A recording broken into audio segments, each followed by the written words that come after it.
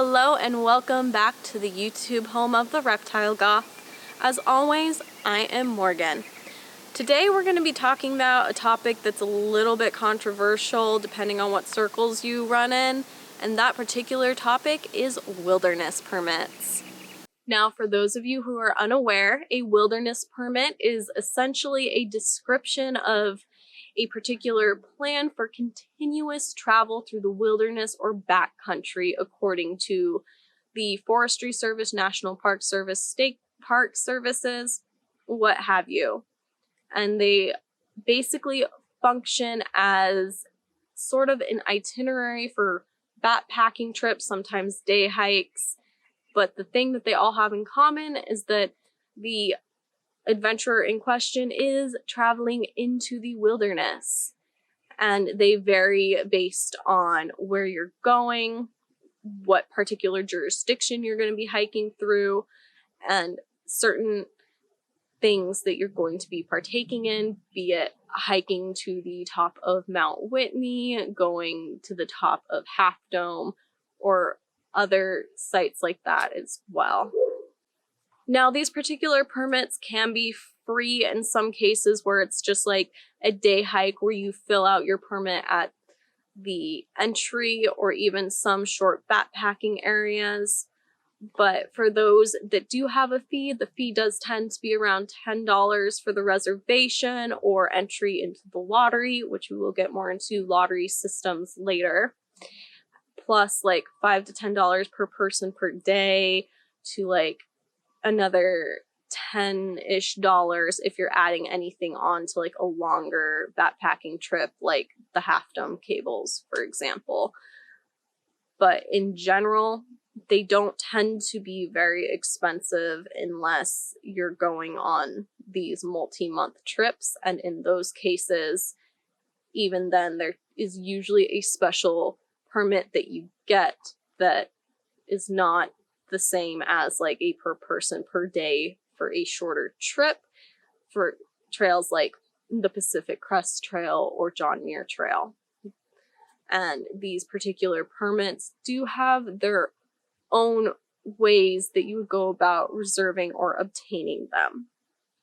The biggest concern that people have is where exactly does the money go for the ones that you do have to pay for. And the biggest thing that I see going around in the different hiking groups that I'm a member of is that the money just goes to the man, but not really. The money used for these permits goes towards the upkeep of the trails and the parks that they happen to cross. And without this system, a lot of the essential trail maintenance and upkeep and restoration of some of the areas just wouldn't take place, because there would be no room in budgets for those things to happen.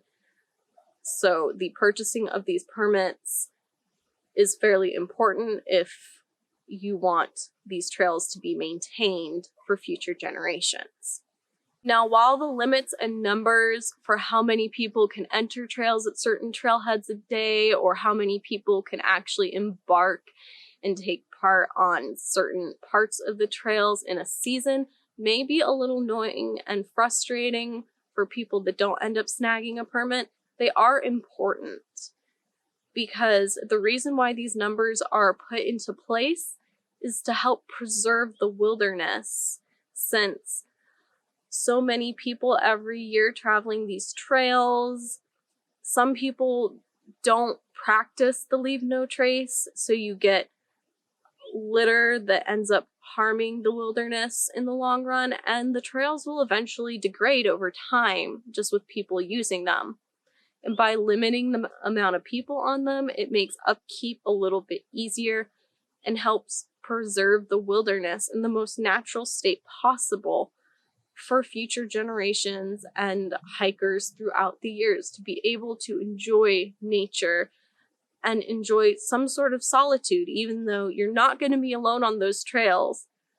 But if there are limits and numbers in place, you may at least have hours or days where you can feel like you really are alone out there and enjoy nature at its finest.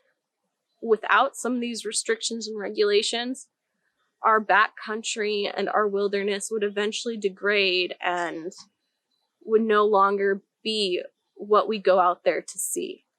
One other benefit that wilderness permits provide that is not explicitly stated on any of the websites is that if there is a state of emergency and they do need to evacuate portions of a trail for some reason, or they need to send search and rescue crews out, they'll have a general idea of about how many hikers, backpackers, adventurers they're looking for based on the numbers on the wilderness permits.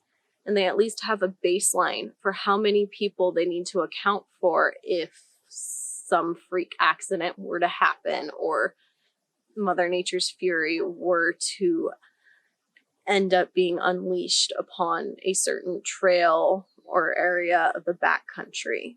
Now, how do you go about obtaining a wilderness permit? Well, it kind of depends on the specific agency that is going to end up giving you the permit based on where you start your hike from. But in general, you can reserve a permit or enter one of the lotteries through a site like recreation.gov or a site for the specific park, or if there's another specific agency you have to go through to obtain that permit. Now, a reservation is fairly straightforward. You log on, you obtain the permit based on your schedule and the trailhead you're starting at. And if there are any more permits available for the day that you're trying to start, then cool, you pay your fee, you get the permit. Lotteries are a little more complicated because what they generally have is a set amount of dates where you will enter the lottery with your entry fee that's usually around $10, and then you wait, and at another later date in time, they will announce who won the permits for the days that have been applied for, and you will receive some sort of email if you won. If you didn't end up being able to reserve a permit or win the lottery, in general, you can do a day before type reservation or lottery depending on how the specific permit is obtained at a wilderness center in the park or recreation area that you intend to embark on your trip from. The other ways to go about getting permits would be directly at the trailhead or directly at wilderness centers day of, and generally this is going to be a little more useful for just day trips where you don't necessarily have a paid permit, you just get a little free permit that you need to fill out at the beginning of your trip. Now, before you apply for your wilderness permit or attempt to obtain it, there's a couple things that you should do first. And the first thing, which I'm sure I sound like a broken record, is research. You need to know exactly how to get the permit, what permit you need, and if you are backpacking or something like that, you need to know if there's any other permits that you need to obtain as well for your trip. For example, in California's backcountry, you need to get a campfire permit for obviously having campfires, or even any type of little stove that has a flame in the backcountry, because California is fairly prone to wildfire. They take it fairly serious to obtain that permit, and it's not hard to obtain. It's not really an expensive permit. I know in years past it has been free. I have not checked to see if that is still accurate information, but essentially what this permit does is it just ensures that yes, you have looked at the regulations, you have clicked through to know what you need to do to prevent a wildfire breaking out as a result of a campfire or cooking stove that you have taken with you into the backcountry. Now, despite the fact that wilderness permits are an important and helpful thing to have, there does tend to be a little bit confusion surrounding them. A lot of it has to do with new hikers and people who are not used to going through the process of obtaining permits, just not knowing how to get them and not understanding the fact that they need to get a permit issued to them from the agency where the trailhead that they plan to start their journey is. And a lot of major trails like the PCT do cross multiple jurisdictions, and the different agencies that manage the areas of the trail that it does crisscross through tend to have different interpretations of different rules, or they themselves have different rules, like California and Washington on the PCT. California needs campfire permits, to my knowledge. Washington does not. And those are two very different things that hikers are going to need to be aware of. But also the definition of continuous wilderness travel is a little different in different areas.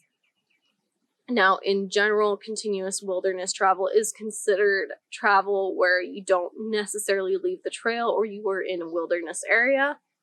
And specifically recently in the Sierra Nevada area, it is lending a lot of confusion to how that is going to be interpreted as far as resupply and supply drops.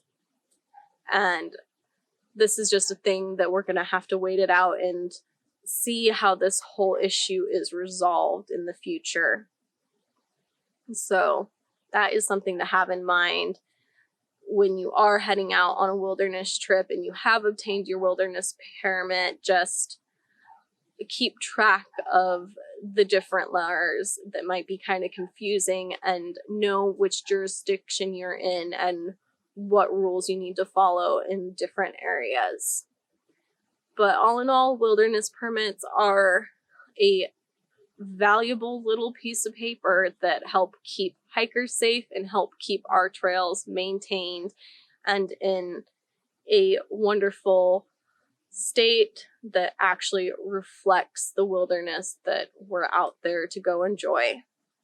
All right, guys, that's all I really have for you. As always, I will have links down in the description for further reading for you. And if you have any questions, comments, or advice for people trying to obtain wilderness permits, please pop them down into the comments below, and I will see you all next time. Thank you for watching this video. Please remember to like, comment, and subscribe if you have not already done so. Also remember to follow me on all my social medias. The links are down in the description below, and check out thereptilegoth.com. If you found any value in this and you would like to support the channel, assuming you have the means to do so, go ahead and check out the Patreon. Again, that link is going to be down in the description below, just like everything else. See you next time.